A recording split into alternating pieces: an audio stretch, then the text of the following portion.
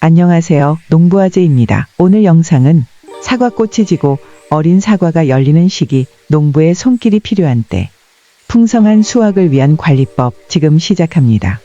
푸르른 잎사귀 사이로 앙증맞은 어린 사과들이 모습을 드러내는 이 시기는 지난 봄 아름다운 사과꽃을 피워냈던 결실의 계절이자 풍성한 수확을 위한 중요한 시기입니다.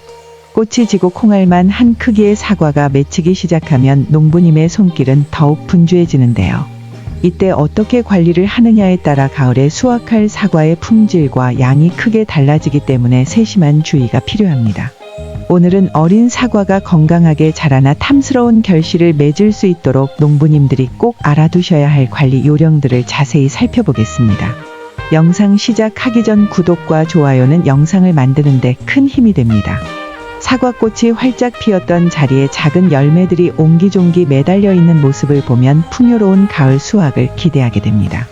하지만 너무 많은 열매가 한꺼번에 자라게 되면 각각의 열매가 충분한 영양분을 공급받지 못해 크기가 작아지고 품질이 떨어질 수 있습니다. 또한 가지가 휘어지거나 부러지는 현상이 발생할 수도 있으며 다음 해 꽃눈 형성에 부정적인 영향을 미칠 수도 있습니다. 따라서 열매 속기 적과 작업은 고품질의 사과를 생산하기 위한 필수적인 과정입니다. 열매 속기는 보통 꽃이 진 후 2에서 3주부터 시작하여 5월 말에서 6월 초까지 마무리하는 것이 일반적입니다.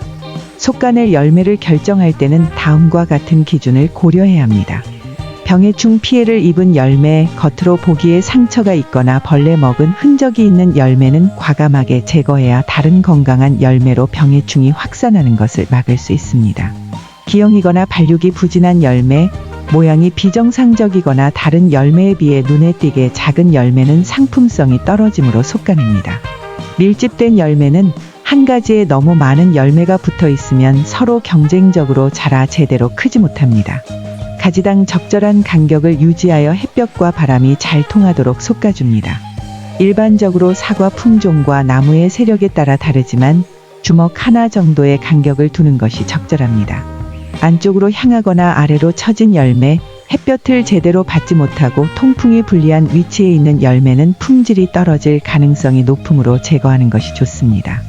열매 속기를 할 때는 가위를 이용하여 열매 자루를 깔끔하게 잘라주는 것이 좋습니다. 손으로 억지로 따면 가지나 다른 열매에 상처를 입힐 수 있습니다.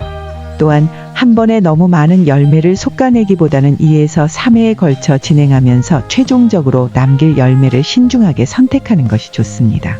어린 사과가 자라나는 시기는 다양한 병해충의 발생 위험이 높아지는 시기이기도 합니다.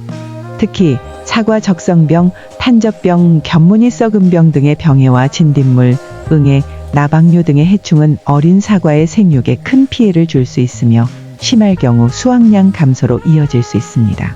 따라서 이 시기에는 예방과 초기 방제를 철저히 하는 것이 매우 중요합니다. 정기적인 예찰은 밭을 꼼꼼히 살펴보면서 병해충 발생 여부를 조기에 확인하는 것이 중요합니다. 잎이나 열매 이상 증상이 보이거나 해충이 발견되면 즉시 방제에 나서야 합니다. 친환경 방제법 활용, 천적을 이용하거나 유기농 업자재를 활용하는 등 친환경적인 방제 방법을 우선적으로 고려하여 농약 사용을 최소화하는 것이 좋습니다. 적절한 시기에 방제, 병해충의 발생 시기에 맞춰 예방 위주의 방제를 실시하는 것이 효과적입니다. 특히 비가 온 후에는 병 발생 위험이 높아지므로 주의해야 합니다.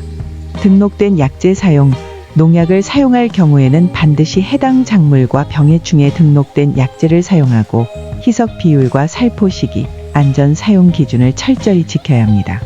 밭 주변 환경 관리, 잡초는 병해충의 서식처가 될 수 있으므로 밭 주변을 깨끗하게 관리하고 통풍이 잘 되도록 가지치기를 해주는 것도 병해충 예방에 도움이 됩니다. 어린 사과가 본격적으로 자라나기 시작하는 시기에는 충분한 수분과 영양분 공급이 매우 중요합니다. 특히 가뭄이 지속될 경우에는 인위적인 물 공급이 필요하며 사과나무의 생육 상태에 맞춰 적절한 비료를 주는 것도 중요합니다. 수분 관리는 토양의 수분 상태를 꾸준히 확인하고 가뭄이 지속될 경우에는 스프링클러나 점적 관수 등을 이용하여 충분한 물을 공급해야 합니다. 특히 열매가 커지는 시기에는 수분 요구량이 많으므로 물 관리에 더욱 신경 써야 합니다. 영양 관리도 사과나무의 생육 상태와 토양 검사 결과에 따라 필요한 영양분을 공급해야 합니다. 일반적으로 질소, 인, 칼륨 등의 주요 영양소와 함께 칼슘, 붕소 등의 미량 요소도 균형 있게 공급하는 것이 중요합니다.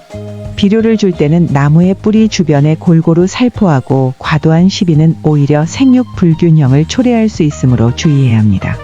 잎 분석을 통해 사과나무의 영양 상태를 정확하게 파악하고 부족한 영양분을 보충해 주는 것도 효과적인 방법입니다.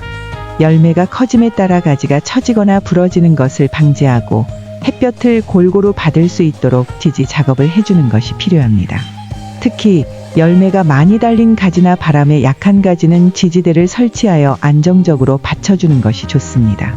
지지대는 가지가 꺾이지 않도록 튼튼하게 설치하고 열매가 직접 땅에 닿지 않도록 높이를 조절해야 합니다. 햇빛은 사과의 광합성을 돕고 당도를 높이는 중요한 요소입니다. 어린 사과가 자라는 시기에는 햇빛이 골고루 잘 들 수 있도록 가지치기를 통해 수관 내부까지 햇빛이 투과되도록 관리해야 합니다. 또한 필요에 따라서는 반사 필름을 밭에 깔아 햇빛 반사율을 높여주는 것도 품질 향상에 도움이 될 수 있습니다. 사과꽃이 지고 어린 사과가 열리는 이 시기는 농부님의 세심한 관리와 노력이 결실을 맺는 중요한 시점입니다. 열매 속기부터 병해충 방제, 수분 및 영양 관리, 지지 작업, 햇빛 관리까지 어느 하나 소홀히 할 수 없는 중요한 작업들입니다. 농부님의 땀방울과 정성이 담긴 관리는 분명 탐스럽고 맛있는 사과를 수확하는 기쁨으로 돌아올 것입니다. 앞으로도 저희 농부아재는 농부님들의 풍성한 결실을 응원하며 유익한 정보를 제공하는 데 최선을 다하겠습니다. 감사합니다.